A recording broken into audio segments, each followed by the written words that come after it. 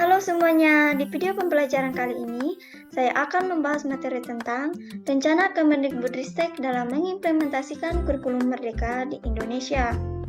Sebelumnya, perkenalkan, saya Wira Miranda dengan NIM 213030212244. Saya mahasiswa semester 3, Program Studi Pendidikan Guru Sekolah Dasar, Universitas Palangkaraya, Angkatan tahun 2021. Sebelumnya, kita harus mengetahui apa itu kurikulum merdeka. Kurikulum merdeka adalah kurikulum dengan pembelajaran intrakurikuler yang beragam di mana konten akan lebih optimal agar peserta didik memiliki cukup waktu untuk mendalami konsep dan menguatkan kompetensi. Guru memiliki keleluasaan untuk memilih berbagai perangkat ajar sehingga pembelajaran dapat disesuaikan dengan kebutuhan belajar dan minat peserta didik. Inti dari kurikulum merdeka ini adalah merdeka belajar. Hal ini dikonsep agar siswa bisa mendalami minat dan bakatnya masing-masing. Misalnya, jika dua anak dalam suatu keluarga memiliki minat yang berbeda, maka tolak ukur yang dipakai untuk menilai tidak sama. Kemudian, anak juga tidak bisa dipaksakan mempelajari suatu hal yang tidak disukai, sehingga akan memberikan otonomi dan kemerdekaan bagi siswa dan sekolah. Memasuki inti dari pembahasan ini yaitu rencana Kemendikbudristek dalam mengimplementasikan kurikulum merdeka di Indonesia. Ada beberapa tahapan dalam mengimplementasikan kurikulum merdeka di Indonesia. Yang pertama, kurikulum merdeka sebagai opsi pemulihan pembelajaran. Yang kedua, tahapan implementasi kurikulum merdeka. Yang ketiga, strategi IKM jalur mandiri. Yang keempat, pilihan IKM jalur mandiri. Yang kelima, platform Merdeka Mengajar. Kurikulum merdeka sebagai opsi pemulihan pembelajaran. Masa pandemi tahun 2021 sampai tahun 2022, Kemendikbudristek mengeluarkan kebijakan penggunaan kurikulum 2013, kurikulum darurat, dan kurikulum merdeka di sekolah penggerak atau SP, dan SMK Pusat Keunggulan atau PK. Kurikulum merdeka sebagai opsi bagi semua satuan pendidikan yang di dalam proses pendataan merupakan satuan pendidikan yang siap melaksanakan kurikulum merdeka.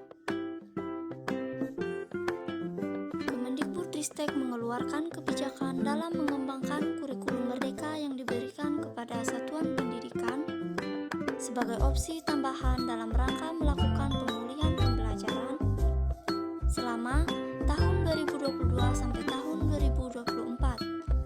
Kebijakan Kemendikbudristek terkait kurikulum nasional akan dikaji ulang pada tahun 2024 berdasarkan evaluasi selama masa pemulihan pembelajaran. Tahapan implementasi kurikulum merdeka. Dalam kaitannya dengan fungsi pengelolaan kurikulum akan dikemukakan model implementasi kurikulum baru. Implementasi kurikulum mencakup 3 tahap pokok yaitu yang pertama, tahap perencanaan implementasi. Tahap ini bertujuan untuk menguraikan visi dan misi atau mengembangkan tujuan implementasi operasional yang ingin dicapai. Usaha ini mempertimbangkan metode atau teknik, sarana dan prasarana pencapaian yang akan digunakan, waktu yang dibutuhkan, besar anggaran, personalia yang terlibat, dan sistem evaluasi dengan mempertimbangkan tujuan yang ingin dicapai beserta situasi, kondisi, serta faktor internal dan eksternal. Kedua, tahapan pelaksanaan implementasi. Tahap ini bertujuan untuk melaksanakan blueprint yang telah disusun dalam fase perencanaan dengan menggunakan sejumlah teknik dan sumber daya yang ada dan telah ditentukan pada tahap perencanaan sebelumnya. Jenis kegiatan dapat bervariasi sesuai dengan kondisi yang ada, yaitu seperti teknik yang digunakan, alat bantu yang dipakai, lamanya waktu pencapaian kegiatan, pihak yang terlibat serta besarnya anggaran yang telah dirumuskan dalam tahap perencanaan diterjemahkan kembali dalam praktik. Pelaksanaan dilakukan oleh suatu tim terpadu menurut departemen, divisi, seksi masing-masing atau gabungan yang bergantung pada perencanaan sebelumnya. Hasil dari pekerjaan ini adalah tercapainya tujuan-tujuan kegiatan yang telah ditetapkan. Secara umum, hasilnya akan meningkatkan pemanfaatan dan penerapan kurikulum. Yang ketiga yaitu tahap evaluasi implementasi. Tahap ini bertujuan untuk melihat proses pelaksanaan kurikulum caturbulan atau semester serta penilaian akhir formatif atau sumatif, mencakup penilaian keseluruhan secara utuh untuk keperluan evaluasi pelaksanaan kurikulum. Strategi IKM jalur mandiri. Ada beberapa strategi implementasi kurikulum prototipe jalur mandiri yang akan dijadikan tindak lanjut dari kebijakan Kemendikbudristek. Strategi yang pertama yaitu route adopsi kurikulum prototipe secara bertahap.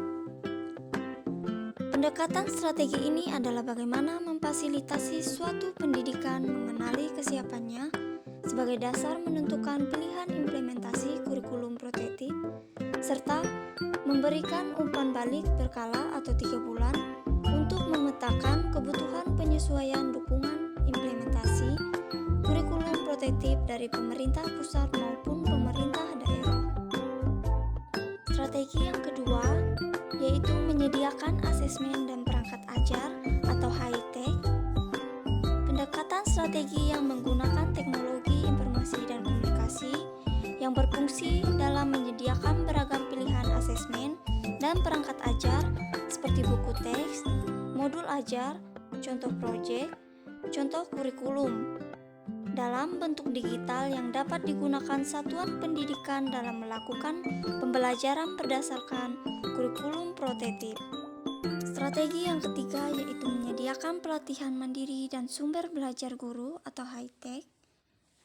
Pendekatan strategi ini juga menggunakan teknologi informasi dan komunikasi yang berfungsi dalam melakukan pelatihan mandiri kurikulum prototipe yang dapat diakses secara daring oleh guru dan tenaga kependidikan untuk memudahkan adopsi kurikulum prototipe disertai sumber belajar dalam bentuk video, podcasts, e-book yang bisa diakses daring dan didistribusikan melalui media penyimpanan atau flash disk.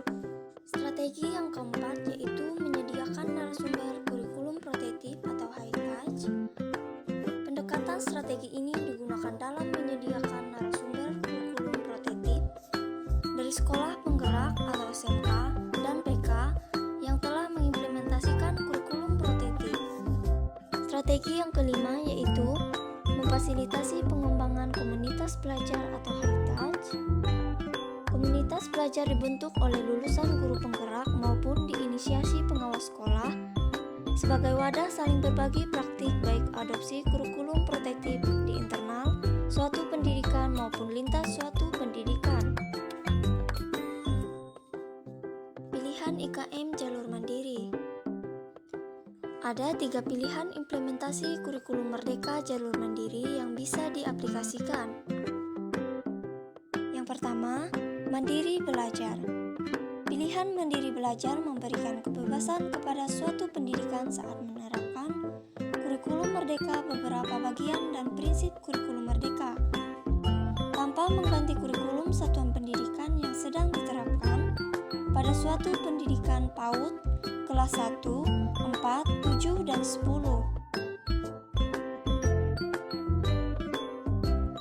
Yang kedua, mandiri berubah. Mandiri berubah memberikan keleluasaan pada suatu pendidikan saat menerapkan kurikulum merdeka dengan menggunakan perangkat ajar yang sudah disediakan pada suatu pendidikan PAUD kelas 1, 4, 7, dan 10. Yang ketiga, mandiri berbagi. Pilihan mandiri berbagi akan memberikan keleluasaan pada suatu pendidikan dalam menerapkan kurikulum merdeka dengan mengembangkan sendiri berbagai perangkat ajar pada satuan pendidikan PAUD kelas 1, 4, 7, dan 10.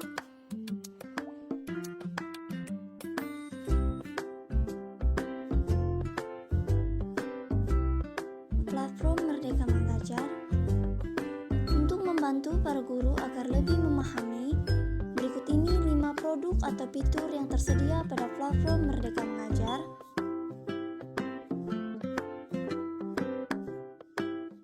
Fitur pertama pada produk pengembangan adalah video inspirasi yang berisi kumpulan video inspiratif yang dibuat oleh Kemendikbudristek dan para ahli sebagai referensi tenaga pendidik atau guru untuk meningkatkan kompetensi profesional maupun personal.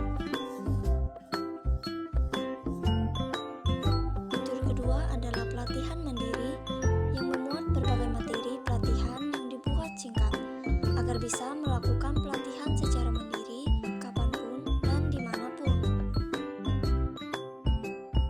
Fitur yang keempat yaitu kegiatan belajar mengajar meliputi asesmen murid yang merupakan bagian dari platform Merdeka Mengajar, terdiri dari kumpulan paket soal yang telah disajikan berdasarkan fase dan mata pelajaran tertentu untuk membantu guru mendapatkan informasi dari proses dan hasil pembelajaran murid.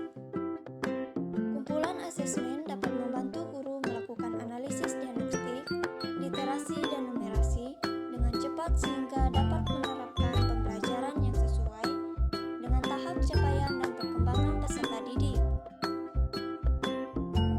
Fitur yang kelima yaitu perangkat ajar yang memuat berbagai materi pengajaran untuk mendukung kegiatan belajar mengajar seperti bahan ajar, modul proyek atau buku teks dan bahan lainnya yang digunakan pendidik dalam upaya untuk mencapai profil pelajar Pancasila dan capaian pembelajaran. Dalam fitur ini terdapat 2000 referensi perangkat ajar yang berupa bahan ajar, modul ajar, dan sebagainya yang berbasis kurikulum Merdeka. Setiap perangkat ajar dilengkapi dengan alur dan capaian pembelajaran agar guru dapat menavigasi proses pembelajaran sesuai kebutuhan, konteks, dan karakteristik peserta didik.